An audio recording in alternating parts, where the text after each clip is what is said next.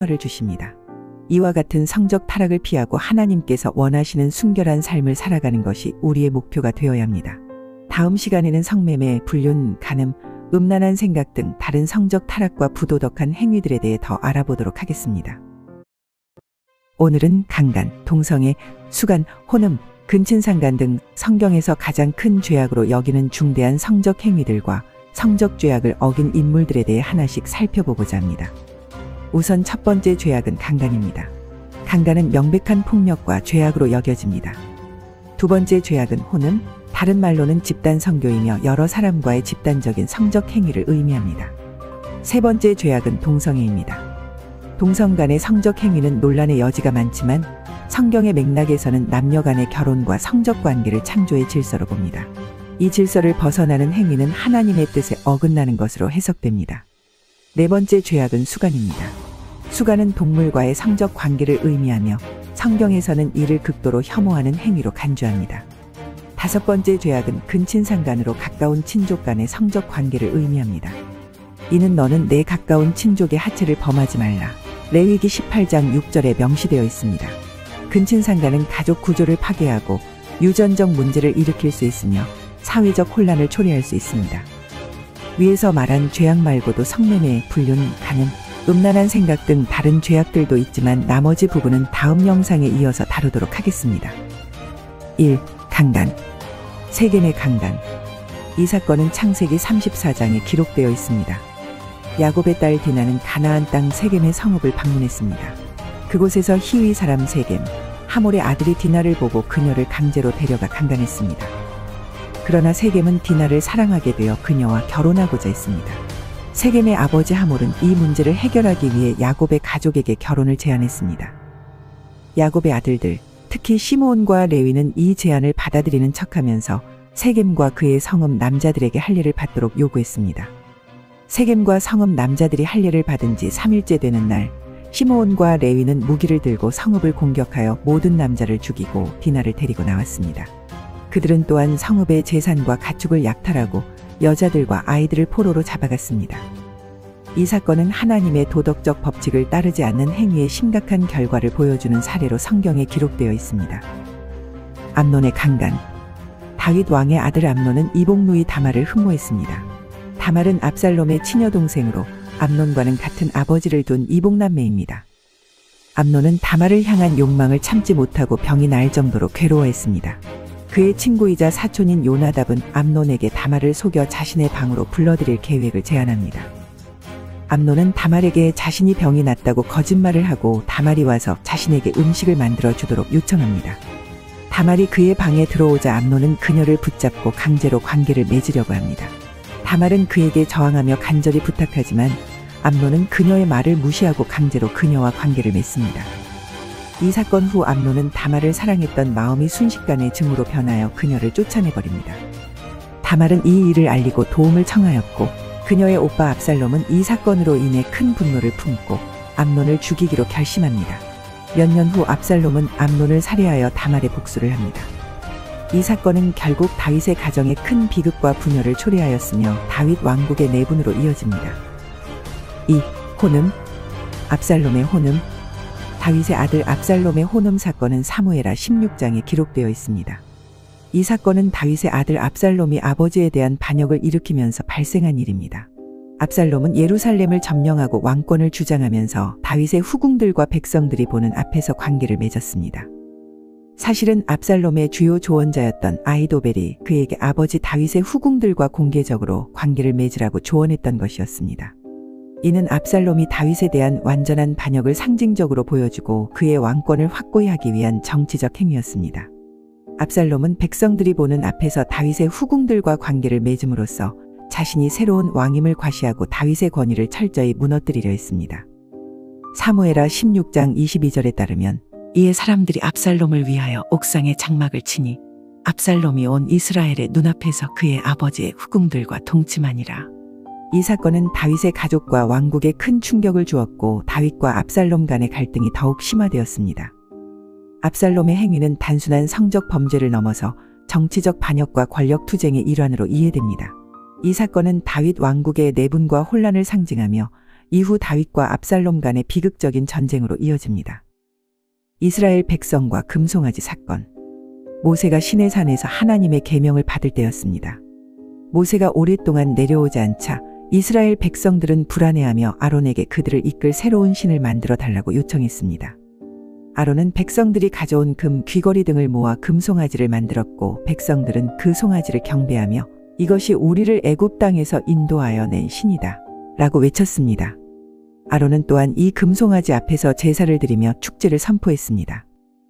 출애굽기 32장 6절입니다. 백성이 일찍 일어나서 번제와 화목제를 드리고 앉아서 먹고 마시며 일어나서 뛰놀더라. 여기서 뛰놀다는 표현은 방탕하고 음란한 행위를 포함한 축제를 의미합니다. 이스라엘 백성들은 금송아지 앞에서 우상 숭배를 하며 무절제한 잔치와 혼음을 벌였습니다. 모세가 산에서 내려와 이 광경을 보고 크게 분노하였으며 하나님께서는 이스라엘 백성들의 우상 숭배와 음란한 행위에 대해 심판을 내리셨습니다. 그날 약 3,000명이 죽임을 당했다고 합니다. 3. 동성애. 소돔과 고모라 주민들의 남색. 소돔과 고모라의 멸망 이야기는 동성애 행위와 관련하여 가장 유명한 사례입니다.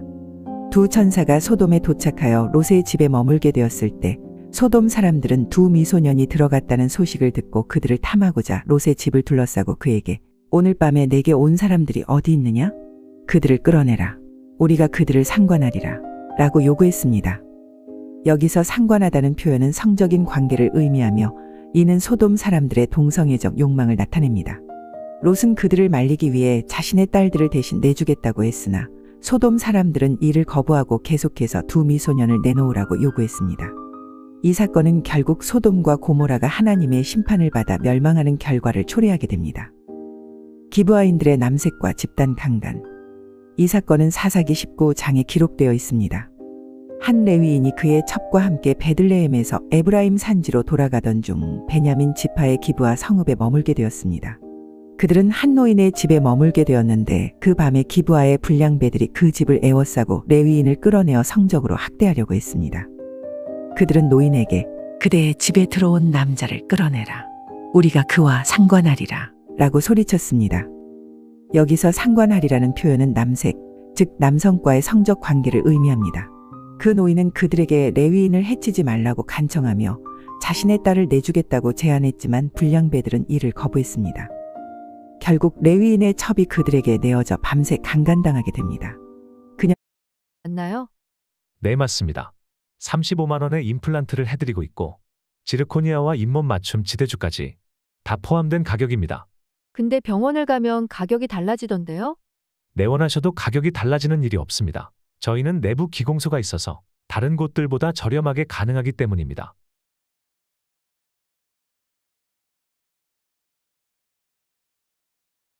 그녀는 새벽에 집 문 앞에 쓰러졌고 레위인은 아침에 그녀를 발견했습니다. 그녀는 집으로 돌아오지 못하고 그 자리에서 죽었습니다.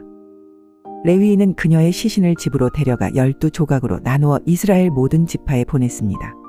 이 사건은 이스라엘 전체에 큰 충격을 주었고 이스라엘의 모든 지파는 이 사건에 대해 분노하여 미스바에 모여 베냐민 지파에게 기브아의 불량배들을 내어주라고 요구했습니다.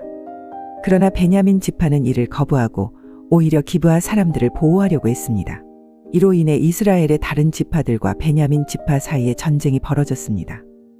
3번의 전투 끝에 이스라엘 지파들은 베냐민 지파를 거의 전멸시켰고 베냐민 지파의 성읍들은 모두 죽임을 당했으며 겨우 600명의 남자들만이 살아남아 림몬 바위에 피신하게 되었습니다. 전쟁 후 이스라엘 지파들은 베냐민 지파의 생존자들이 부족해지자 그들을 도와주기로 결정했습니다. 그들은 야베스 길르앗에서 처녀들을 데려와 베냐민 지파의 생존자들에게 아내로 주었으며 실로에서 춤추는 처녀들을 납치하여 베냐민 지파의 남자들에게 아내로 삼도록 했습니다. 4. 수간. 성경에서 수간 행위에 대한 사례는 명시적으로 기록된 바는 없습니다. 하지만 수간에 대한 금지 규정은 레위기와 출애굽기 등에 명확하게 언급되어 있습니다.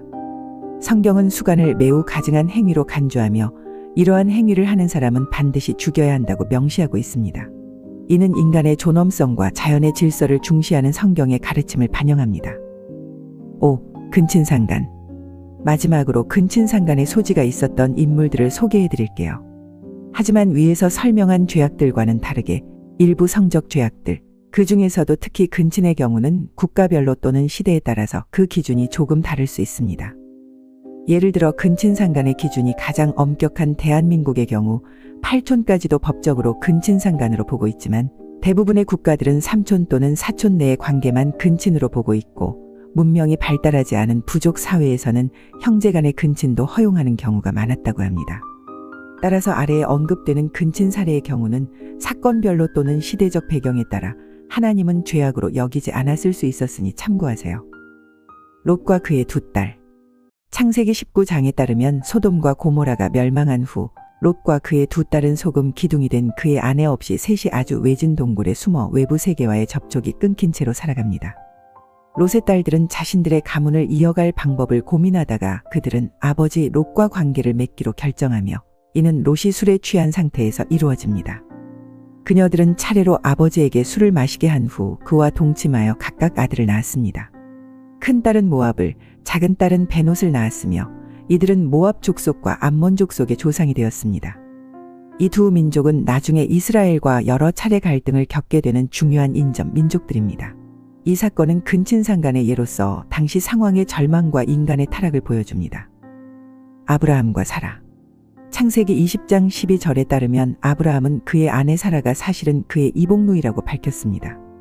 이 사례는 현대의 기준으로 볼 때 근친상간에 해당하지만 당시는 근친 결혼이 지금처럼 강하게 금지되지 않았습니다. 그러나 이것은 여전히 성경에 기록된 근친 관계의 예로 볼 수 있습니다. 모세의 부모. 사실 그 외에도 기원전으로 거슬러 올라가면 지금 기준에서 근친으로 볼 수 있는 사례는 많습니다. 출애굽기 6장에 따르면 모세의 부모는 고모와 조카 사이였습니다. 아므람은 그들의 아버지의 누이 요게벳을 아내로 맞이하였고 그녀가 그에게 아론과 모세를 낳아주었다. 고 되어 있습니다. 유다와 다말. 유다는 야곱과 레아 사이에서 태어난 네 번째 아들입니다. 창세기 38장에 따르면 유다는 그의 아들 에르와 다말을 결혼시켜 다말을 자신의 며느리로 삼았지만 아들 에르가 죽게 되었고 관습에 따라 둘째 아들 오난에게 다말과 결혼하여 형의 대를 잇게 하였지만 둘째 아들 오난은 이를 거부하여 다말은 임신을 하지 못하게 됩니다. 결국 하나님의 뜻에 따라 둘째 아들 오난도 죽게 되었고 시아버지였던 유다는 다말에게 셋째 아들 셀라가 성장할 때까지 기다리라고 했지만 시간이 지나도 유다는 셀라를 다말에게 주지 않았습니다. 이에 다말은 자신의 후손을 남기기 위해 속임수를 쓰기로 결심했습니다. 어느 날 유다는 양털을 깎기 위해 딥나로 가고 있었습니다. 다말은 창녀로 변장하고 길가에 앉아 유다가 지나가기를 기다렸습니다. 유다는 그녀를 보고 창녀인 줄 알고 그녀에게 접근하여 관계를 맺었습니다. 다말은 유다에게 증표로 도장과 끈, 지팡이를 요구했고 유다는 이를 주고 떠났습니다.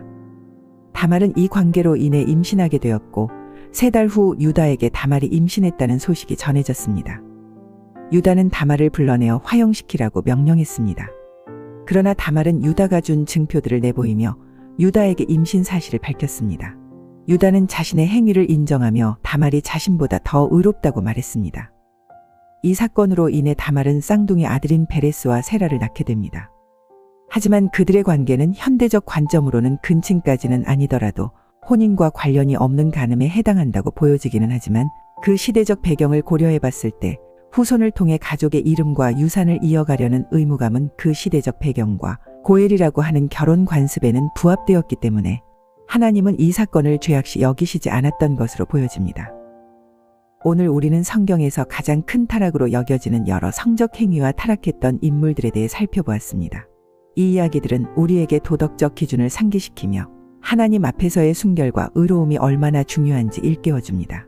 성경 속 인물들의 잘못된 선택과 그로 인한 결과를 통해 우리는 경각심을 가져야 합니다. 하나님께서는 우리에게 올바른 길을 제시하시고 그 길을 따를 때 우리 삶에 축복과 평화를 주십니다. 이와 같은 성적 타락을 피하고 하나님께서 원하시는 순결한 삶을 살아가는 것이 우리의 목표가 되어야 합니다. 다음 시간